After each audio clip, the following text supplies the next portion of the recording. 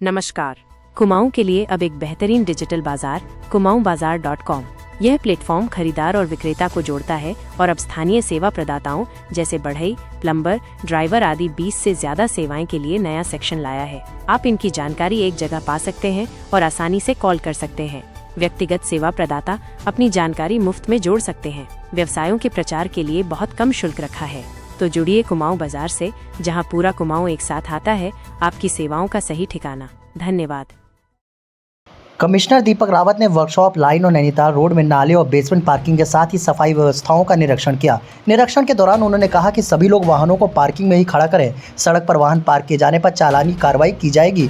दीपक रावत ने नगर आयुक्त ऋचा सिंह को हल्द्वानी शहर में नालियों की सफाई हेतु एक दिन सुनिश्चित कर सफाई करने और ये सफाई प्रत्येक सप्ताह कराने के निर्देश दिए। उन्होंने कहा कि वर्कशॉप लाइन में जिन दुकानदारों को ट्रांसपोर्ट नगर में दुकान आवंटित हो चुकी है, उन्हें वहां शिफ्ट करने हेतु निर्देश दिए गए हैं। साथ ही कहा कि वर्कशॉप लाइन में सड़क पर गाड़ियों की मरम्मत कार्य किया जाता है तो उनकी चालानी कार्रवाई करना भी सुनिश्चित करें। उन्होंने कहा कि नैनीताल रोड पर लोगों द्वारा कमर्शियल शॉप का संचालन किया जा रहा है, लेकिन पार्किंग लोगों द्वारा मेन सड़क पर की जा रही है। संस्थानों द्वारा पार्किंग अन्यत्र लोगों को दी गई है और उचित नहीं है। आयुक्त ने मौके पर नगर आयुक्त, RTO एवं पुलिस महकमे के अधिकारियों को मेन सड़क पर खड़े वाहनों का चालानी कार्रवाई करने के निर्देश दिए। साथ ही नैनीताल रोड पर जनपद कॉम्प्लेक्स में पार्किंग नहीं होने पर प्राधिकरण से मानचित्र निरीक्षण कर चालानी कार्रवाई करने के निर्देश दिए। को लेके इंस्पेक्शन आज हुआ था। एक तो आप जानते हैं कि बरसात एक तरह से शुरू ही हो गई है, डेली रेनफॉल हो रही है, तो जो हमारा इंटरनल ड्रेनेज है, बड़े नाले तो नगर निगम ने साफ कराए हैं, लेकिन बहुत से नाले ऐसे होते हैं जो छोटे हैं, जिन पे जालियां लगी हुई हैं और इसमें रेगुलर क्लीनिंग की आवश्यकता होती है। और जब कभी बड़ी बारिश होती है तो पानी जो सरफेस का है, अगर नालियां चौक हों तो ऊपर ही तैरता रहता है और नुकसान करता है, घरों में, ऑफिस में, इन सबों पे घुसता है। तो एक तो नगर निगम इसको रेगुलरली साफ करे, कोई दिन तय कर दे। जैसे नैनीताल में तो मैंने वेडनेसडे का दिन तय करवा दिया कि हर बुधवार को जालियां खोल के सफाई होगी, तो वैसे ही नगर निगम हल्द्वानी भी इसमें कोई स्टेप ले सकता है।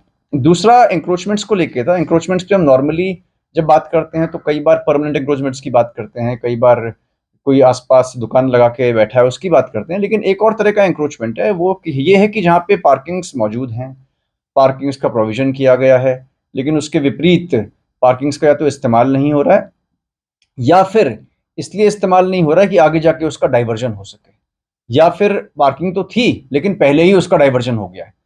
सभी तरीकों से ये इलीगल है और इसमें जो असली दिक्कत होती है वो जो पेडेस्ट्रियंस हैं, पैदल चलने वाले लोग हैं, वो इसको उठाते हैं। और किसी भी अच्छे शहर में अगर पेडेस्ट्रियन खुश नहीं है तो मैं समझता हूँ उसको अच्छा नहीं माना जा सकता। हम कुमाऊं का गेटवे हैं तो यहाँ पे एक अच्छा एग्जाम्पल होना चाहिए।